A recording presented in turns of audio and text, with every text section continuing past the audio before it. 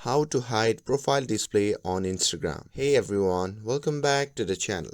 In today's video, I'll be showing you how to hide your profile display option on Instagram.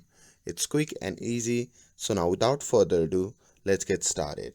So first thing first, open the Instagram app on your phone.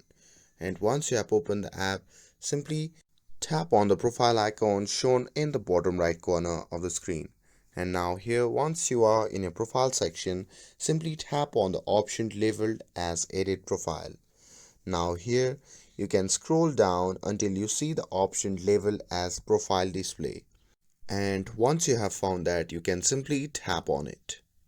Now here, inside this section, you can see the option labeled as Display Category Label.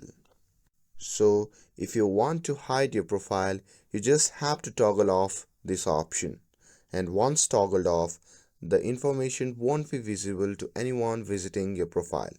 Clean and simple. And that's it.